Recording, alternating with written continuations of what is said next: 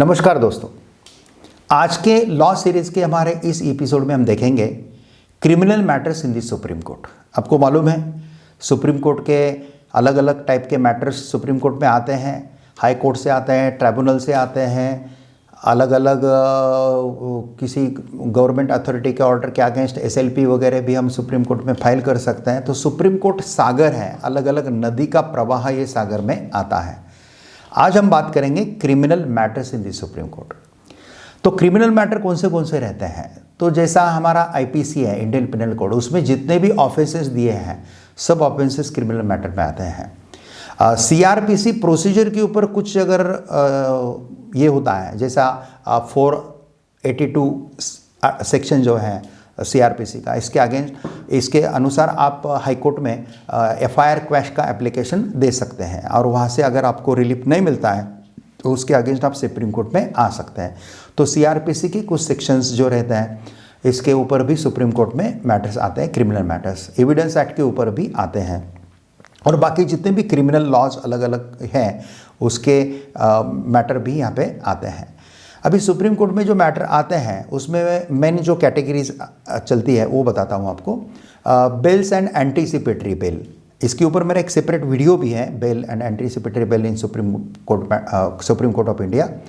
तो bail and anticipatory bail है, तो आपके सेशन कोर्ट ने बिल को रिजेक्ट किया, हाई कोर्ट ने रिजेक्ट किया, बाद में सुप्रीम कोर्ट में आता है और फिर सुप्रीम कोर्ट में वो आने के बाद आप बेल, एंटीसिपेटरी बेल, ये दोनों मैटर सुप्रीम कोर्ट में चलते हैं।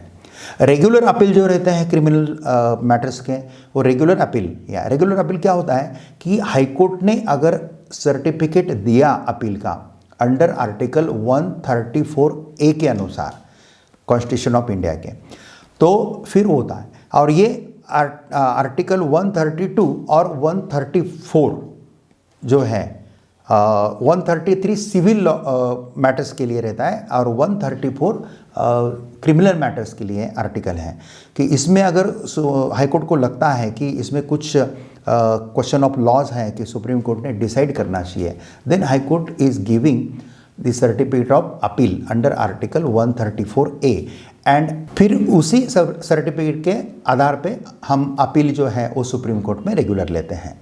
अगर हाई कोर्ट का सर्टिफिकेट नहीं है तो भी हम सुप्रीम कोर्ट में आ सकते हैं, लेकिन वो रेगुलर अपील नहीं होता है, वो एसएलपी होता है, स्पेशल लीव पिटीशन।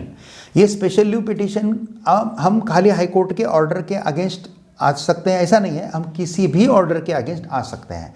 भारतीय संविधान ने सुप्रीम कोर्ट को एक अलग पावर दिया हुआ है अंडर आर्टिकल 136। इसलिए हम भारत में किसी भी अधिकारी, गवर्नमेंट के किसी भी ऑफिसर, कोई भी डिपार्टमेंट का जो ऑर्डर है वो ऑर्डर के अगेंस्ट सुप्रीम कोर्ट में एसएलपी डाल सकते हैं।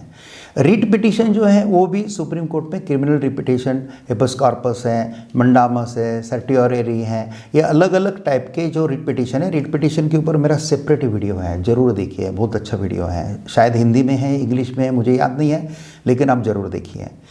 मैक्सिमम मैंने हिंदी में बनाने की कोशिश की है ताकि everybody can understand properly in India. So writ petition we can file in Supreme Court और रिट पिटीशन जो हाई कोर्ट में फाइल किया है उसके अगेंस्ट भी हम सुप्रीम कोर्ट में आ सकते हैं इन रेगुलर अपील और इन एसएलपी। आइए जो रहते हैं इंटरलोकेटरी एप्लीकेशन, ये क्या होता है बताता हूँ आपको कि भाई किसी का मैटर चल रहा है, दूसरा मैटर चल रहा है, लेकिन आप उसमें की इंटरेस्टेड पार्टी हो, यानी कि आप में आपका जो प्रॉब्लम है उसको सिमिलर है, तो आप वकील के थ्रू आए डाल सकते हैं और वो मैटर में आपको जो भी आपको कुछ बोलना है तो आप भी बोल सकते हैं।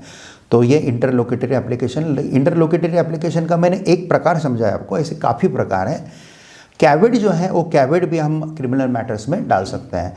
ये कैविड क्या होता है कि सपोज आपको रिलीफ मिल गया है हाई कोर्ट से, लेकिन आपको लगता है कि जो अपोजिट पार्टी है वो सुप्रीम कोर्ट में जा सकता है और वो अगर सुप्रीम कोर्ट में गया और सुप्रीम कोर्ट ने केस एक्सेप्ट कर लिया तो अननेसेसरी आपको फिर आगे चल के बहुत थोड़ा सा टाइम जाता है, टाइम कंज्यूमिंग होते हैं, खर्चा होता है। तो इंस्टेड ऑफ दैट अगर आप कैविड फाइल करके रखते हैं तो सामने वाला जब सुप्रीम कोर्ट में आता है तभी आपको एडमिशन के हियरिंग में ही उसको क्रॉस करने का मौका मिलता है, और वकील बहुत सही ढंग से क्रॉस करके उसको रोकने की कोशिश करता है ताकि वो एडमिट ही ना हो और फिर हाईकोर्ट का ऑर्डर आपका फाइनल हो और आपका एग्जीक्यूशन आप उसका कर सकते हैं। तो एक कैवेट रहता है, ऐसा कैवेट भी हम फाइल कर सकते हैं। और सुप्रीम कोर्ट का जो फाइनल जजमेंट आता है या फाइनल ऑर्डर होता है इसमें क्रिमिनल मैटर्स में, उसके ऊपर रेमेडी एक्चुअली नहीं है, टेक्निकली नहीं है, लेकिन सुप्रीम कोर्ट के प्रोसीजर में रूल्स एंड प्रोसीजर जो है ये प्रोसीजर के अनुसार सुप्रीम कोर्ट रूल 2013 और प्रोसीजर 2017 के अनुसार रिव्यू पिटीशन हम सुप्रीम कोर्ट के ऑर्डर के अगेंस्ट सुप्रीम कोर्ट में फाइल कर सकते हैं कि भाई आपने जो डिसीजन दिया है इसको एक बार रिव्यू कर दीजिए और हमको ये पॉइंट लगते हैं कि ये पॉइंट इसमें हैं।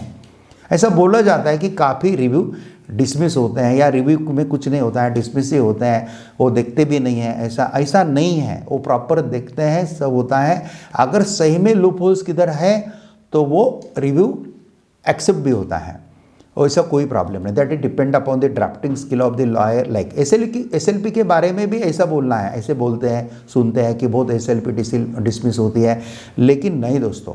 अगर लॉ पॉइंट है, प्रॉपर है, कुछ एरर निचले कोर्ट रहा है या कुछ चीज़ें ऐसी कि आपने वहाँ पे प्रॉपरली पुट नहीं किया है, तो ये सब सुप्रीम कोर्ट देखता है। सुप्रीम कोर्ट में जजेस बहुत होशियार है, बहुत होशियार है, वो पढ़ के आता है, सब करके आता है। उनको अगर थोड़ा सा भी लगता है कि भाई इसमें केस है और सामने वाला वकील वीक भी है तो वो केस को संभाल लेते हैं। ऐसा हमने काफ़ी बार सुप्रीम कोर्ट में देखा है। हाई कोर्ट के टॉप के जजेस यहाँ पे सुप्रीम कोर्ट के एलिवेट होके आते हैं दोस्तों।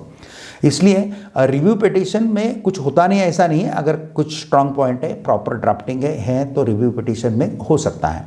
और रिव्यू के आगे क्यूरेटिव पिटीशन है।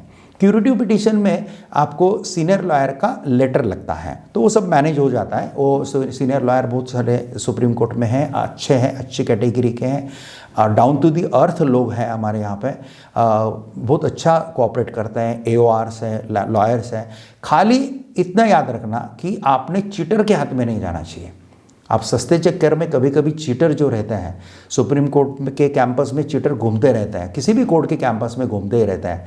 कभी कभी वो वकील के भेस भी रहते हैं, कभी कभी सिविल में रहते हैं, आपको ठगा लेते हैं। पहले थोड़ा पैसा बोलेंगे, बाद में बहुत सारा पैसा निकालते हैं, केस की वार्ड भी लग जाती हैं। अच्छे लॉयर के पास अच्छे सिस्टम से वो केस नहीं चलता है। लॉयर तो ख़राब नहीं रहते हैं, लेकिन क्या रहता है, ये जो चीटर लोग हैं ना, ये गड़बड़ कर देते हैं। इसलिए दोस्तों सस्ते के चक्कर में ना पड़े, बहुत महंगा करो ऐसा भी नहीं बोल रहा हूँ मैं, जो भी रिजनेबल है जो है। इसमें बहुत मेहनत करनी पड़ती है सुप्रीम कोर्ट के मैटर्स में।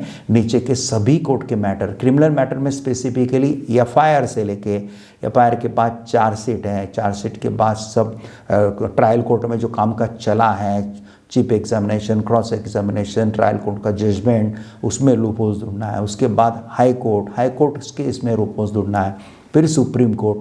तो सुप्रीम कोर्ट के वकील को काम बहुत ज़्यादा रहता है, इसलिए थोड़ा सा वो कंसिडर करके अगर आप फी की बात करते हैं और अच्छे प्रॉपर लॉयर के पास जाते हैं तो फिर प्रॉब्लम नहीं है। वैसे हमारे सुप्रीम कोर्ट में सभी लॉयर अच्छे हैं। मुझे बोलने का तात्पर्य एक ही है, खाली चीटर से आप बचिए। सो दोस्तों, आज का हमारा ये एपिसोड था criminal matters in the supreme Court of India. नमस्कार, जय हिंद।